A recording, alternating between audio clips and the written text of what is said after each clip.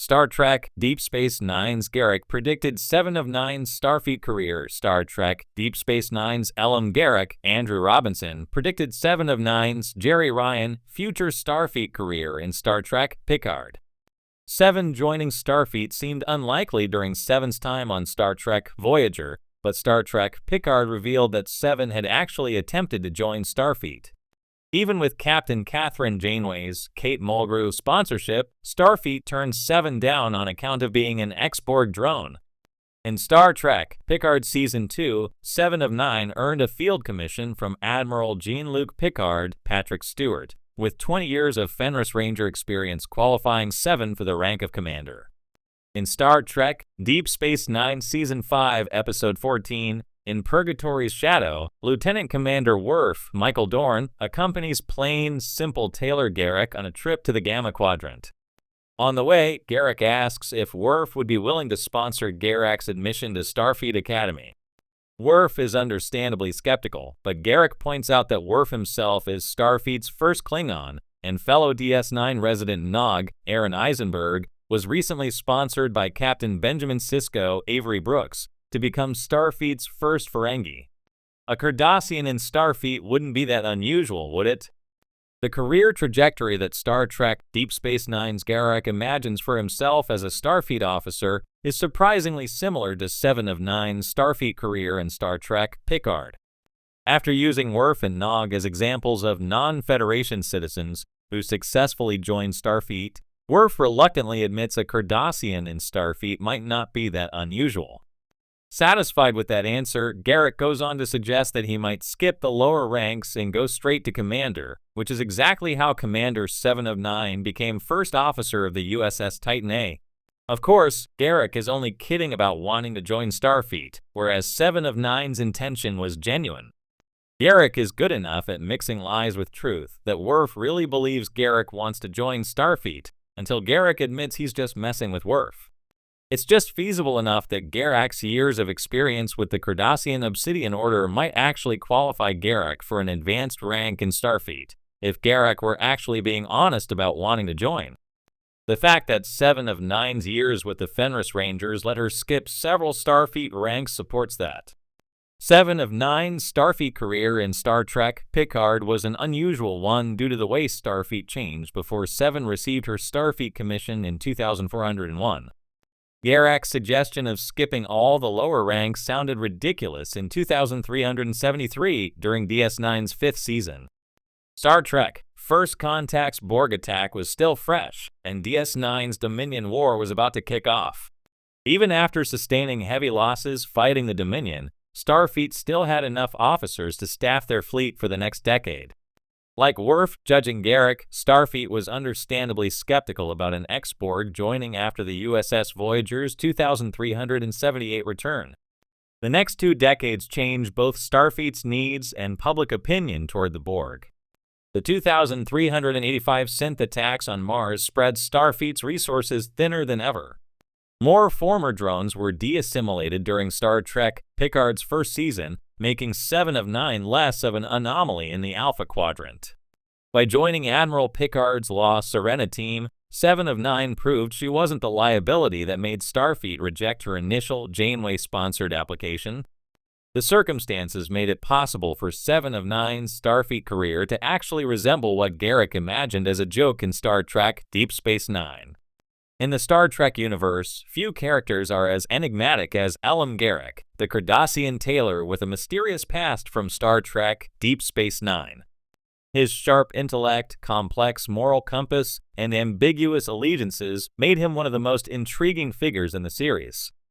Yet, in the years following Deep Space Nine, the rise of another iconic character would dominate the Star Trek narrative, 7 of 9. The former Borg drone who struggles to rediscover her humanity in Star Trek Voyager. While these two characters never interacted directly on screen, Garak's worldview and personality provide surprising insight into the trajectory of 7 of 9's Starfleet career, almost as though he had foreseen her eventual rise within the ranks. At first glance, Garak and 7 seem worlds apart. Garak is a consummate manipulator, a man accustomed to the shadows, while 7 is analytical, direct, and often brusque in her approach. But beneath these surface differences, they share some fascinating commonalities. Both are outsiders. Garak, an exile from his homeworld of Cardassia, and Seven, a human rescued from the Borg Collective, exist in liminal spaces within their respective crews. Neither fully belongs to the societies they are part of, and both grapple with identity crises shaped by their traumatic pasts. In Deep Space Nine, Garak's internal conflict is a driving force behind his actions. As a former operative of the Cardassian intelligence agency, the Obsidian Order, he is haunted by the morally dubious things he did in service to his people. His exile on DS9 is as much about atonement as it is survival. Garak uses his exile to explore different facets of himself, blending the roles of tailor, diplomat, and spy into a persona that defies categorization. He thrives in ambiguity and revels in the shades of gray that define the politics and relationships of the Alpha Quadrant. His complex, multi-layered existence would no doubt resonate with Seven of Nine, who, like Garak, must navigate her identity in a world that often demands simplicity. In Voyager, Seven's journey is one of reconciling her Borg past with her human future. As someone who was assimilated by the Borg at a young age, her struggle to connect with the emotional and social norms of humanity echoes Garak's experience as an outcast. She too is an outsider thrust into a crew where she must prove her loyalty and adapt to Starfleet values. However, like Garak, she finds it difficult to shed her former identity completely.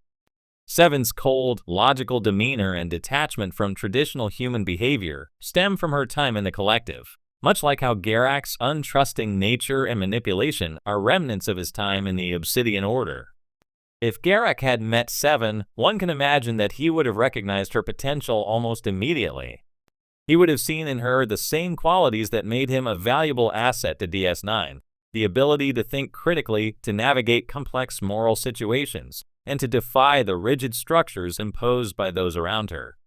In Deep Space Nine, Garak often offers cryptic pieces of wisdom, and one of his recurring themes is that of adaptability.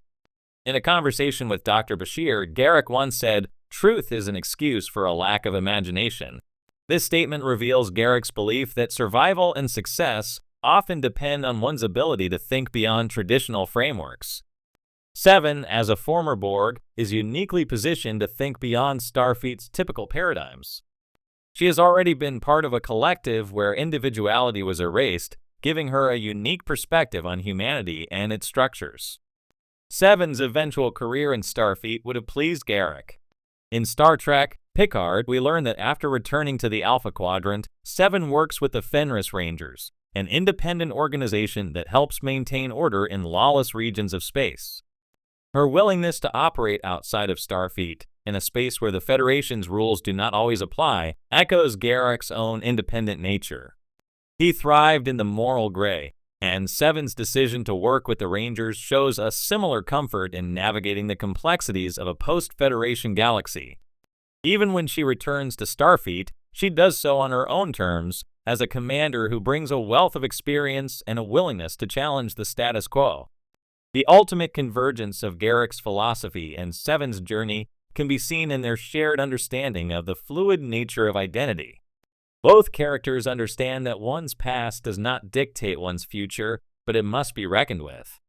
Garak never fully abandons his Cardassian roots, just as Seven never fully sheds her Borg implants or her experiences within the Collective. Instead, they both choose to integrate their pasts into their present selves. Garak's survival in the morally murky world of espionage and Seven's rise through the ranks of Starfleet demonstrate that growth often requires embracing contradictions rather than erasing them.